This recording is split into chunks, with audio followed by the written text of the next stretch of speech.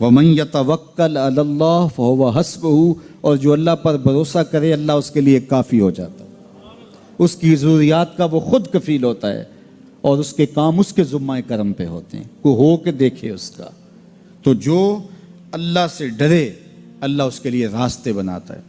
حضرت عوف بن مالک رضی اللہ تعالی عنہ الاشجعی حضور کی خدمت میں حاضر ہوئے اور عرض گزار ہوئے کہ میرا بیٹا سالم مشرکین کی قید میں ہے اور میں فاقوں کی حالت میں ہوں، تو فرمایا آل محمد کے پاس ایک سیر جو ہیں، بس اس کے علاوہ ہمارے پاس بھی کھانے کے لیے دنیاوی اسباب نہیں ہیں۔ کہا صبر کرو اور اللہ سے ڈرو، اور لا حول ولا قوت الا باللہ کثرت کے ساتھ پڑھو۔ یہ ایسا وظیفہ ہے، ایک حدیث پاک میں آتا ہے کہ یہ 99 بیماریوں کا علاج ہے، اس میں سب سے کم درجے کی بیماری ہم اور غم ہے، یہ دکھوں کا مداوع ہے، مشکلات کا علاج ہے، اور یہ وظیفہ میرے حضور نے بتایا۔ حضرت ابو ذر غفاری رضی اللہ تعالیٰ عنہ کو حضور نے 5 چیزیں بتائی تھیں، ان میں سے 5ویں چیز یہ تھی کہ ابو ذر کثرت کے ساتھ لا حول ولا قوت الا باللہ پڑھا کرو۔ فرمایا عرش الہی کے نیچے ایک خاص خزانہ ہے، یہ وظیفہ وہاں سے آیا ہے، یہ زندگی میں معمول بنا لو، جب پھنس جاؤ مشکلات میں آ جاؤ تو لا حول ولا قوت الا باللہ پڑھو، اللہ راستے کھولے گا۔ تو حضور نے 3 چیزیں فرمائی، اللہ سے ڈرو، صبر کرو، اور کثرت کے ساتھ لا حول ولا قوت الا باللہ پڑھو۔ وہ فرماتے ہیں کہ میں یہ عمل شروع کیا، ابھی گھر میں بیٹھا ہی تھا کہ دروازے پہ دستک ہوئی، تو میں اٹھا کہ دروازہ کھولوں دیکھوں کہ کون ہے، تو دروازہ کھولا، دیکھا میرا بیٹا کھڑا ہے اور اس کے پیچھے 100 اونٹ کھڑے ہیں۔ تو میں نے کہا کہ تم اور یہ اونٹ؟ کہا مجھے موقع لگ گیا، میں ان کی قید سے بھاگ آیا اور آتے آتے ان کے 100 اونٹ بھی ہانک لایا ہوں۔ وَيَرْزُقْهُ مِنْ حَيْثُ لَا يَحْتَسِبُ، وہ تمہیں وہاں سے رزق دے گا جہاں سے تمہیں گمان بھی نہیں، اس کے ہو کے تو دیکھو۔ اللہ اکبر، اللہ کے ہو جاؤ تو پھر وہ تمہاری ضرورتوں کا کفیل ہو جائے گا۔ فرمایا حضرت عبداللہ ابن مسعود رضی اللہ تعالیٰ عنہ نے کہ کسی شخص کو فقر و فاقہ آ جائے تو وہ لوگوں کو بتائے کہ میں آج کل بڑے مشکل حالات میں ہوں، ہر وقت لوگوں کو بتاتا رہے تو اس کی مشکل بڑھے گی، اس کی مشکلیں آسان نہیں ہوں گی اس طرح۔ اور اگر وہ اپنی اس مشکل کو کسی سے شیئر نہ کرے بلکہ مصلی بچھا کے اپنے رب سے کہے کہ مالک فقر و فاقہ آ گیا ہے اور اس کا علاج تیرے پاس ہے، اس مرض کا مداوع تیرے پاس ہے۔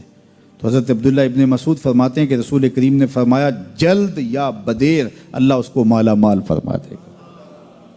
یہ بھی کبھی کر کے دیکھو، مشکل آ جائے، فاقہ آ جائے، مصیبت آ جائے، کسی سے نہ کہو، صرف اپنے رب سے کہو، پھر دیکھنا اس کی کرم نوازیوں کا می کیسے برستا ہے۔ فرمایا اللہ پر بھروسہ کرنے کا جو حق ہے اگر وہ تم ادا کر دو، وہ تمہیں ایسے رزق عطا کرے جیسے پرندوں کو عطا کرتا۔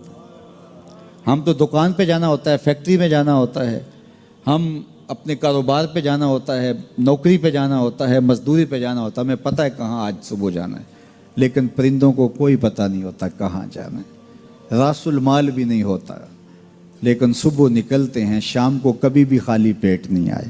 بن توکل پنچھی اڑ دے، خرچ نہ پلے زیرا ہو۔ گھر سے خالی پیٹ نکلتے ہیں، جب واپس آتے ہیں تو پیٹ بھرے ہوئے ہوتے ہیں، اور پھر جو ان کی ضرورت ہوتی ہے اللہ وہ ساری ضرورتیں پوری کرتا ہے، جو ضرورت ان کی ہوتی ہے۔ یہ شیر کتنا گوشت کھاتا ہے اللہ روز اسے دیتا ہے، یہ ہنس روزانہ سچے موتی کھاتے ہیں، اور آپ مارکیٹ میں لینے جائیں لاکھوں روپے لگا کے تولے ماشے کے حساب سے آپ خریدتے ہیں، پھر بھی آپ کو یقین نہیں ہوتا کہ یہ سچے ہیں یا 2 نمبر ہیں۔ اور ہنس دنیا پہ کروڑوں جانور پائے جاتے ہیں، روز کھاتے ہیں، صبح بھی، شام بھی، دوپہر بھی، پیٹ بھر کے کھاتے ہیں، اللہ روز انہیں عطا کر۔ کہا اس پہ بھروسہ تو کر کے دیکھو، وہ تمہاری ضرورتوں کا کفیل ہوگا، اس پہ بھروسہ کرو گے وہ تمہیں وہاں سے دے گا جہاں تجھے گمان بھی نہیں ہوگا۔ ارشاد فرمایا جو اللہ سے ڈرے اللہ اس کے لیے راستے کھول دیتا ہے، اور اللہ اس کو وہاں سے دیتا ہے جہاں سے اسے گمان بھی نہیں ہوتا۔ حضور نبی رحمت صلی اللہ علیہ وسلم نے ارشاد فرمایا 4 اشخاص ایسے ہیں جن کو جنت میں جانے سے کوئی چیز نہیں روک سکتی، اور فرمایا اگر لوگوں کے سست پڑ جانے کا اندیشہ نہ ہو تو اے عمر میں تجھ کو کہوں کہ یہ بات گلیوں اور بازاروں میں لوگوں کو بتا دو۔ اور پھر حضور نے ان 4 اشخاص کا تذکرہ کیا۔ ایک وہ شخص جو والدین کے ساتھ حسن سلوک کرتا ہے، دوسرا وہ شخص جس کی اولاد زیادہ ہے ذرائع آمدنی تھوڑے ہیں لیکن وہ اپنی اولاد کے پیٹ میں لقمہ حرام نہیں جانے دیتا۔ جب ذرائع آمدنی زیادہ ہوں اور پھر حرام سے بچنا یہ بھی بہت بڑی سعادت ہے، لیکن جب ذرائع آمدنی بھی تھوڑے ہوں اور اولاد بھی زیادہ ہو تو پھر حرام سے بچنا یہ بڑا مشکل اور آزمائش کا مرحلہ ہوتا ہے۔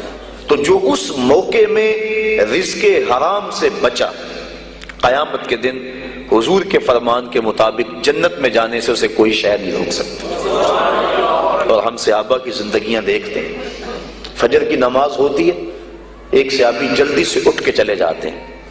ایک دن آقا کریم نے پوچھا کہ ابو درداء کیا بات ہے؟ تو حضرت ابو درداء نے عرض کی حضور آپ جانتے ہیں آج کل مدینے میں کھجوریں پکنے کا موسم ہے اور سحری کے وقت ٹھنڈی ہوائیں مدینے کی سرزمین کو سلام کرنے بھی آتی۔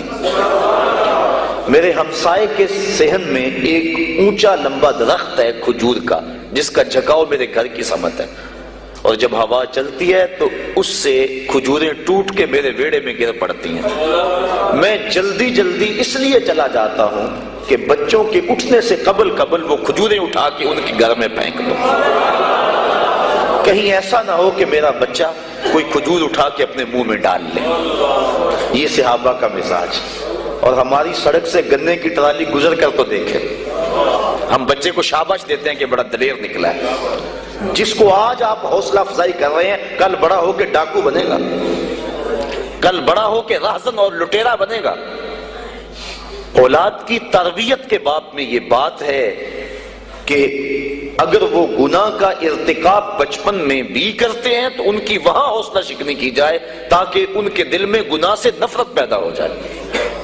تو حضرت ابو درداء نے عرض کی حضور میں اس لیے جلدی چلا جاتا ہوں کہ ہمسائے کے گھر سے جو کھجور کا درخت ہماری سمت جھکا ہوا ہے اس کی کھجوریں جو گرتی ہیں میں ان کو اٹھا کے ان کے صحن میں پھینک دوں تاکہ کہ میرا بچہ وہ کھجور اپنے اندر نہ لے لے۔ اور آپ جانتے ہیں کہ حضرت امام حسین رضی اللہ تعالیٰ عنہ مسجد نبوی میں آئے، صدقے کی کھجوروں کا ڈھیر لگا ہوا تھا، بچے تھے، ایک کھجور اٹھا کے انہوں نے اپنے منہ میں ڈال لی۔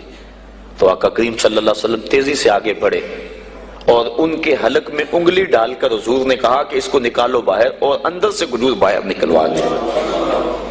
میں اور آپ اپنے رزق پر اگر غور کر لیں اور اپنے رزق کی حلت کا سامان کر لیں تو عبادت کی لذت نصیب ہو جائے۔ تیسرا وہ شخص کہ جس نے ایسی سچی توبہ کی کہ دوبارہ گناہ کی طرف جانا اتنا مشکل ہے جس طرح تھن سے نکلا ہوا دودھ دوبارہ اندر نہیں جا سکتا۔ اور چوتھی وہ عورت جس نے اپنی ساری محبتیں اپنے خامد پہ نچھاور کر دی اور اس حال میں مری کہ اس کا خامد اس پہ راضی تھا، اس کو جنت میں جانے سے کوئی چیز نہیں روکی۔